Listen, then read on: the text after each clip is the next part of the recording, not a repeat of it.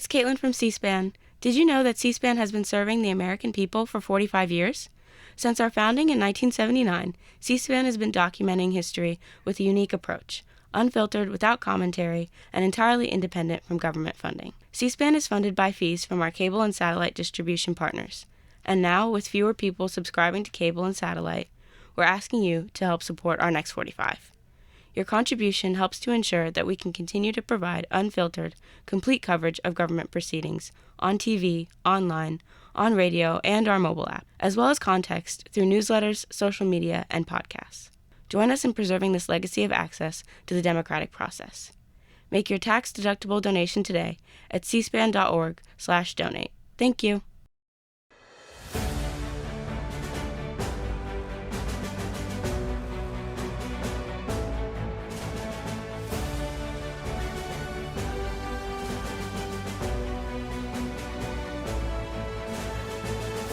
This week, 2024 campaign trail was on the road with Vice President Harris, as she was in Florida delivering remarks on women's health care as a 6-week abortion ban went into effect in the Sunshine State.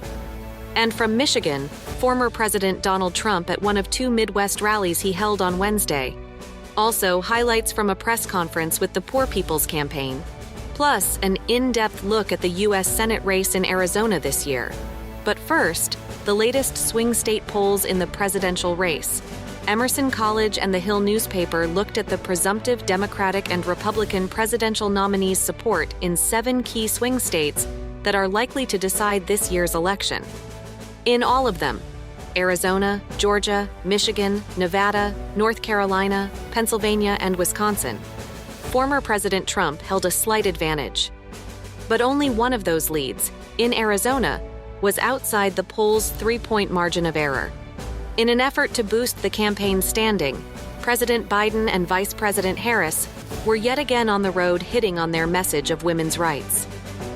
The vice president was in Jacksonville, Florida, and CNN reporters DJ Judd and MJ Lee noted that her speech included at least 18 direct mentions of former President Trump, the most of any remarks she's made this cycle. Next, some of that event in Jacksonville. Across our nation, we witness a full-on assault, state by state, on reproductive freedom. And understand who is to blame. Former President Donald Trump did this. Donald Trump handpicked 3 members of the United States Supreme Court because he intended for them to overturn Roe. And as he intended, they did. Now, many of you here may recall, I served on the Judiciary Committee as a United States Senator. And I questioned 2 of those nominees. To one of them I asked, quote, I will quote myself, can you think of any laws that give the government the power to make decisions about the male body? And it will come as no shock to everyone here, he had no good answer. And that day, we all knew what was about to come. And it happened, just as Donald Trump intended. Now, present day, because of Donald Trump, more than 20 states have abortion bans. More than 20 Trump abortion bans. And today, this very day, at the stroke of midnight, another Trump abortion ban went into effect here in Florida. As of this morning, 4 million women in this state woke up with fewer reproductive freedoms than they had last night. This is the new reality under a Trump abortion ban. Starting this morning, medical professionals like Dr. Tien could be sent to prison for up to 5 years for providing reproductive care even earlier in pregnancy. Reality under a Trump abortion ban. Starting this morning, women in Florida became subject to an abortion ban so extreme it applies before many women even know they are pregnant, which, by the way, tells us the extremists who wrote this ban either don't know how a woman's body works or they simply don't care.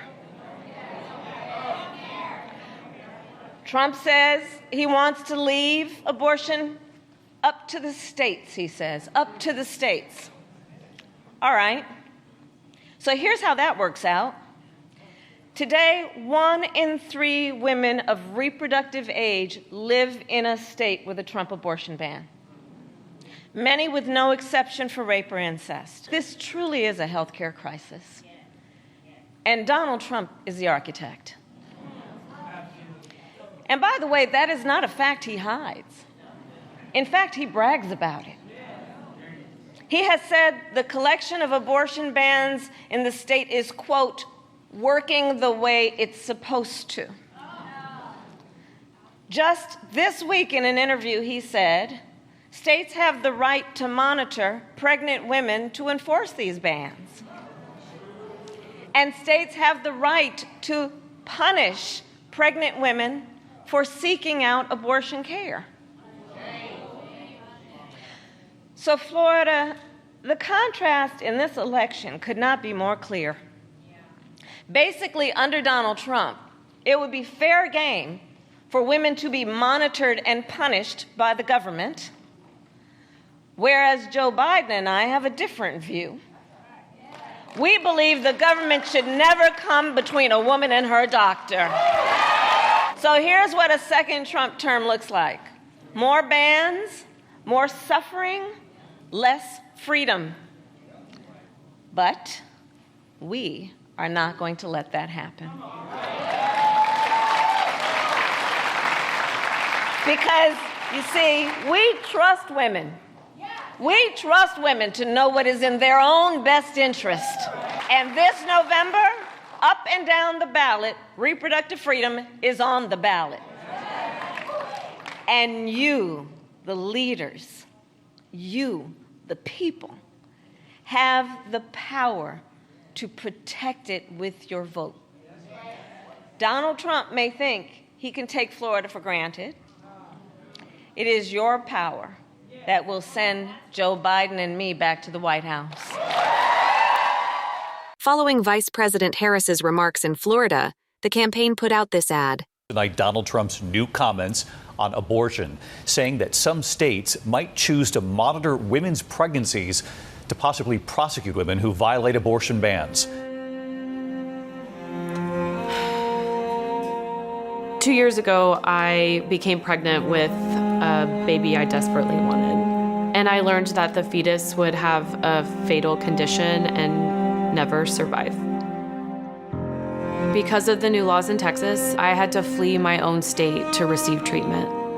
If Donald Trump is elected, that is the end of a woman's right to choose. There will be no place to turn. We could lose our rights in every state, even the ones where abortion is currently legal. And that means every woman in every state is at risk. Donald Trump took away our freedom. We need leaders that will protect our rights and not take them away. And that's Joe Biden and Kamala Harris. Former President Donald Trump, the presumptive Republican presidential nominee, was also on the trail the same day as Vice President Harris, as it was one of the days he didn't have to attend his New York City criminal trial centered on hush money payments to adult film star Stormy Daniels. The former president held 2 rallies on Wednesday, one in Wisconsin and one in Michigan, both battleground states he won in 2016 but lost in 2020. Next, some of the rally in Freeland, Michigan, with comments from the former president on the criminal trial and abortion policy. Joe Biden is the worst, most incompetent, most corrupt president in the history of our country. And Crooked Joe knows that in a fair election, he's going down in a landslide. Every poll is showing that. You've seen the polls. That's why Biden is trying so hard to jail. He wants to jail his political opponent like they do in third world countries or banana republics. He wants to give it a shot. There's only one problem. Every one of these fake cases is bullshit, Every single one of them. Terrible. And as you know, I've come here today. Thank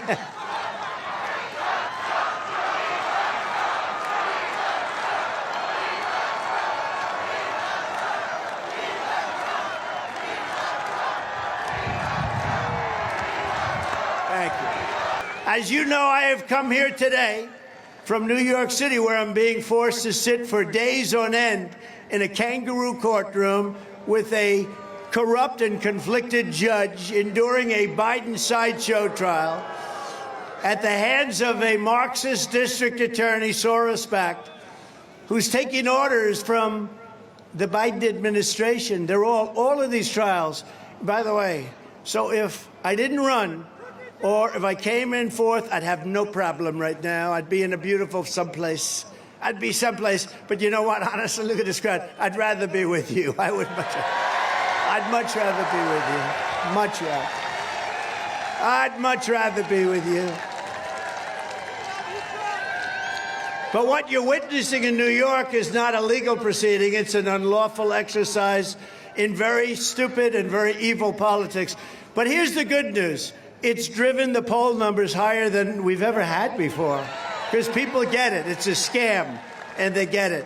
These indictments are not just an attack on me. They're an assault on the constitutional rights of all Americans.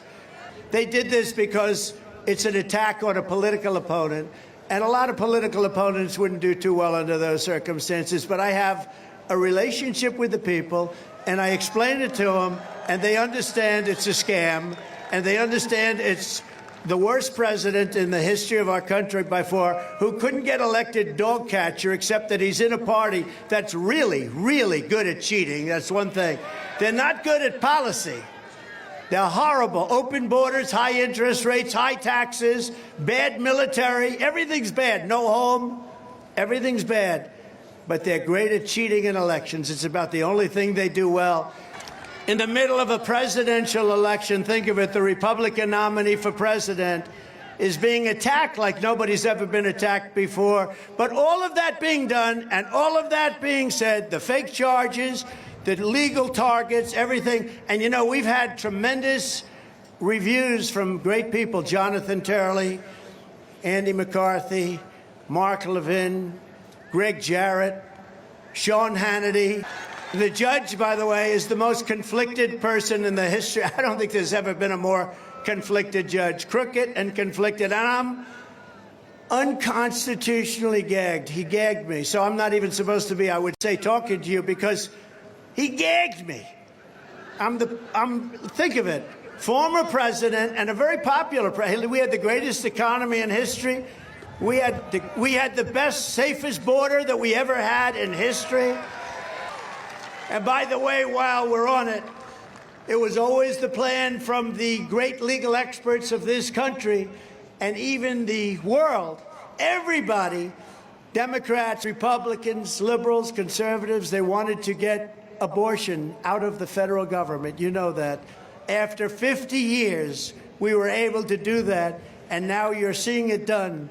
Some people will be happy. Some people will be okay. Some people won't be quite as happy. Some will be thrilled. Some of the decisions, they vary quite a bit. And remember this, as a politician, you have to have heart. You have to have what your heart determines. And you have to fight for what's in your heart and what's the right thing to do. But remember, you also have to get elected. Getting elected is also important, not only on this issue, but on taxes and military and everything else. You have to get elected, because if you don't get elected, it goes back to the federal government, perhaps, or you have many other things that can go wrong. So go with your heart, do what's right. We did something that took courage. We did something that everybody wanted to see. But now I say it's up to the states, and I want to thank the Supreme Court justices for having the courage, Clarence Thomas, Samuel Alito, John Roberts, Brett Kavanaugh, Neil Gorsuch, Amy Coney Barrett, for the wisdom and the courage to do this. This took a great deal of courage and a great deal of wisdom to do this, and all we want to do is we have to get our country back together. It takes a very long fought-over issue, an issue that was never going to be resolved, according to many. It brings it back to the states where every legal scholar and where most people wanted to see it, and it's working out. So I just want to thank the Supreme Court for the wisdom and for the courage, and thank you very much. One last bit of news from the presidential race. Independent presidential candidate Robert F. Kennedy Jr.'s campaign said he had secured ballot access in California, the nation's most populous state. That makes 4 states total where he's already on the ballot, including Utah, Hawaii, and Michigan, and another 6 where he's met the signature threshold, but not yet been certified. His campaign also called on President Biden to get out of the race, calling the incumbent a spoiler. Next, a video the campaign released on the internal polling that led Mr. Kennedy to label President Biden a spoiler. Hello, everyone. My name is Jonathan Hiller, and I'm the Director of Content at Team Kennedy. And today we're going to be talking about numbers. Nerd alert! All right, by now you probably know that Robert F. Kennedy Jr. is running as an independent candidate for President of the United States. But you probably have heard him spoken about like this. A spoiler candidate? A spoiler. Spoiler. Called Kennedy a spoiler. I'm a spoiler. But is this really true? I mean, is Bobby really a spoiler in this election? We looked into it, and now we have the answers. Now, the preface here is that most polls are conducted by mainstream media outlets, and typically they have 1,000 to 3,000 or so respondents per poll. And most of those polls have about a plus or minus 3% margin of error. Well, we conducted a nationwide poll of over 25,000 respondents, and our margin of error was 0.6%. That makes it by far the most accurate predictor of the 2024 election that we have thus far. All right, let's dive into the maps. This is the head-to-head matchup between Biden and Trump. Trump with 294 and Biden with 244. Trump wins by 50 electoral votes. And if you're a political nerd like myself, you know that that is not very close. And with Bobby as a third-party candidate, Biden only picks up 2 additional states, so he still loses to Trump. All right, now here is where it gets very interesting. In a head-to-head matchup, Robert F. Kennedy Jr. wins 367 electoral votes versus Joe Biden's 171. Now that is what we call a landslide. And what's even crazier about these numbers is when you look at the ad spend of these 2 campaigns. Biden has spent over $36 million in advertising since October 1st, and we have spent a little over $2. Now, the next head-to-head matchup that we pulled was Bobby versus Trump. Obviously, this is a very close election, but Bobby still wins. All right, so to recap, Biden cannot beat Trump in a head-to-head race, and it is not close. Biden cannot beat Trump in a 3-way race, and it's still not very close. Bobby wins in a landslide against Biden head-to-head, and Bobby beats Trump head-to-head. So wait, who is actually the spoiler here? Because a spoiler is a non-winning candidate whose presence on the ballot affects which candidate wins. A non-winning candidate affecting a possible winning candidate. So if you do not want to see Donald Trump become the next president of the United States, there is only one candidate running who has the power to beat him, and it is Robert F. Kennedy Jr.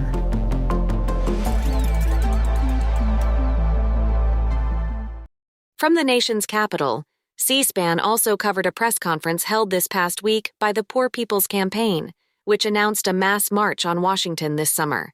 Poor and low-wage voters are saying in this season that our votes are demands and not merely support for candidates. And what we're doing is mobilizing those votes and saying to candidates, if you want these votes, then talk to poor and low-wage folk. The number one reason poor and low-wage folk do not vote, according to the study, is Waking the Sleeping Giant, is nobody talks to them. We have debate after debate for Senate, for president, and the issues that affect poor and low-wage persons do not come up. We had in 2020 a bill come up to pass a living wage of $15 an hour in the union, which would have lifted 52 million poor and low-wage Americans out of poverty and low wage. 43% of African Americans alone. Most of the persons would have been white and women. And 8 Democrats and 49 Republicans said no to 52 million Americans. that 70% of Americans want a raise in the living wage because we haven't raised the minimum wage since 2009. Poor and low-wage folk and moral and religious leaders are saying no more. We must mobilize this power, and we want the media to be clear that when we talk about poverty, we're talking about in all of its areas: race, gender, geography. A third of all poor people live in the South. A third of all poor white people live in the South. Nearly 60% of black people are poor and low wage. But the majority of people who are poor and low wage are white. Over 40 million more than the number of black folk in raw numbers. The largest demographic of poverty is among women, predominantly white women. And our children now are 51% of all children are poor and low wage. These are serious matters, and we have serious power. So this is an offensive move. We're calling on people to come by the thousands to join with us. This is a time for a mass mobilization of consciousness, to call people to vote. We don't just need a political vote this year, we need a movement vote that's not based on party, but based on principle, based on where people stand on critical issues. So we're calling on folks that this is a nonviolent. We are the resurrection, not an insurrection. That's why we're coming, and we're saying the last picture of what of DC ought not be people tearing the Capitol up and trying to tear democracy down. We need a picture of folk trying to build a democracy up and lift up all people, regardless of who they are. So that's why we're coming. Ronald Hansen is national political reporter with the Arizona Republic, here to talk about the U.S. Senate race in that state. Ronald Hansen, when Kyrsten Sinema said she would not seek another term, what was the impact of that on this Senate race? You know, it really did have a significant impact. There's been sort of some mystery around this race since she switched to an independent in late 2022. It really made it difficult, I think, to get a fix on what the shape of this race really was. She was an incumbent senator who used to raise a lot of money. There was no indication that she was going to jump into the race, but she never really pulled out of it either. So I think from a polling perspective only, it really sort of made it difficult to get a read on what dynamics people were even going to face. That has cleared up in the past month, though there have been other newsworthy items that have sort of reshaped the race as well. Right. Before we get to those, who's running? Right now, we have U.S. Representative Ruben Gallego. He is the only prominent Democrat running in this race. We have two notable Republicans running in a primary that is former gubernatorial candidate Kari Lake. She is a former TV broadcaster here locally and ran and lost the 2022 governor's race in Arizona. We also have Pinal County Sheriff Mark Lamb. He is from a county that sits roughly between Phoenix and Tucson. What is the primary race like between those two, and what are the polls showing? Kari Lake is really sort of the presumed favorite, the almost presumptive nominee in waiting. There's been no significant polling that has been public facing that suggests anything to the contrary. The National Republican Senatorial Committee has notably already endorsed Kari Lake and thrown in with her. They are raising money with her. They have put an ad out on behalf of her effort, in a sense, by going after Ruben Gallego. There's no indication that the NRSC is anything other than fully behind Kari Lake, who also, it should be mentioned, has the endorsement of former President Donald Trump as well. So this is a primary race, really in name only in many respects. There is a possibility they will have a debate at the end of June, and that could help tip this race. I think the real question is, much like we saw in a lot of the Republican presidential primaries, is how strongly will Lake do, given she's running against somebody who's really struggled to raise money and has nowhere near the visibility that she does. What are her strengths and her weaknesses in this race? For Kari Lake, I think the strength is that in a Republican primary, she is far and away very popular with Republican voters. She is very closely identified with former President Trump. She is someone who is sort of that America First, MAGA style politician writ large. The problem in a general election is all of those same things are still true in a state that is drifting to the political middle and where she figures to not have as many financial resources, perhaps, as Congressman Gallego, and she has a record that has already failed with voters once and could be problematic moving ahead into November.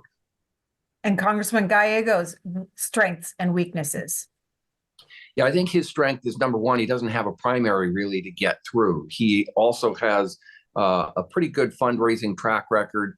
And since Senator Sinema's departure from this race, he has also picked up the endorsement of Senator Sinema's seatmate, Senator Mark Kelly, who is among the most prolific fundraisers in the country and has really already put Kari Lake on his radar screen. He has made that a priority of his to help defeat Kari Lake. So for Ruben Gallego, there's no primary to get through. He has a lot of financial resources, and a lot of national Democrats want to see him do well. His biggest challenge, I think, in this race at this point is he's not especially well known throughout the state. He's known in the Phoenix area, but more broadly, he's still relatively undeveloped. And that becomes a question of who's going to define Ruben Gallego. For the moment, he has the resources to help send out that message. The NRSC and, in a secondary way, Kari Lake, they are trying to define him.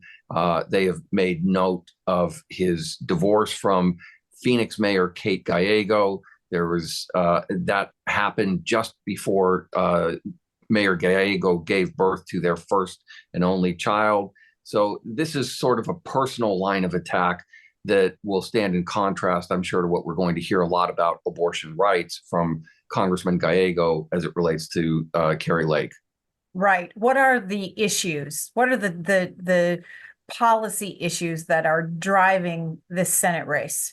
We had an Arizona Supreme Court ruling that essentially upheld the 1864 abortion ban that bans abortions in nearly all cases except for the life of the mother. This is suddenly really placed itself at the fore of a lot of concerns. It could bring in a new swath of voters who might have been only marginally engaged.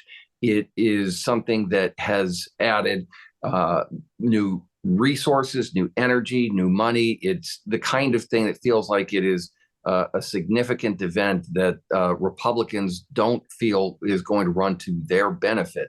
So that is something that the Democrats certainly want to keep front and center.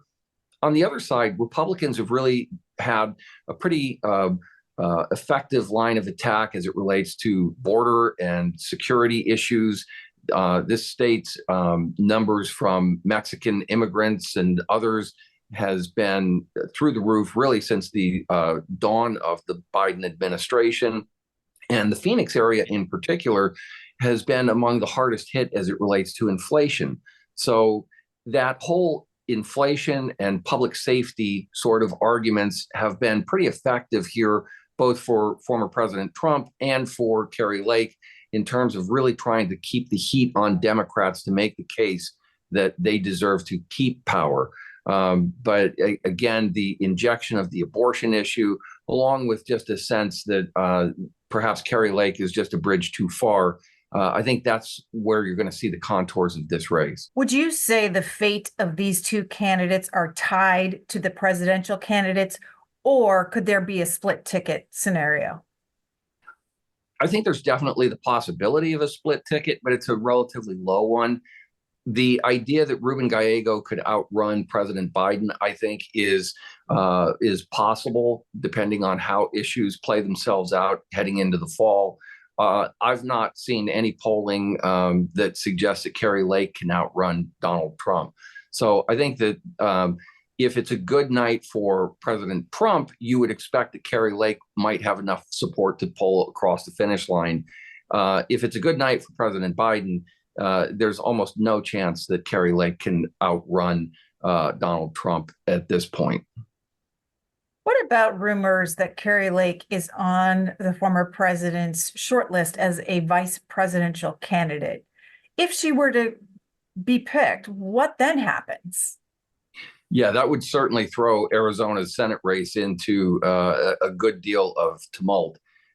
They do have a Republican candidate in the wings in Pinal County Sheriff Mark Lamb. So there would be a nominee that they could turn to if it happened ahead of the primary.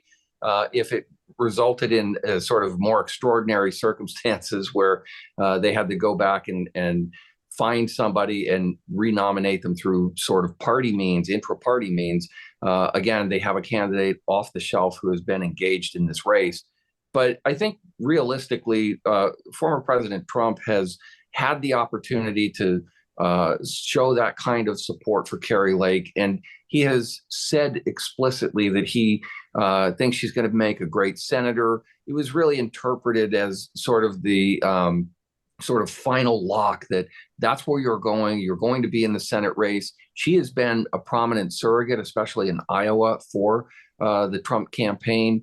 But there's been not a lot of chatter about her being a serious contender at this point, though where the Trump candidacy is involved, certainly surprise is part of the events that we've seen many times over the years. Ronald Hansen, national political reporter with the Arizona Republic. Thank you for your time. Thank you. A reminder, this program and all of C-SPAN's campaign 2024 coverage can be found online at cspan.org/campaign.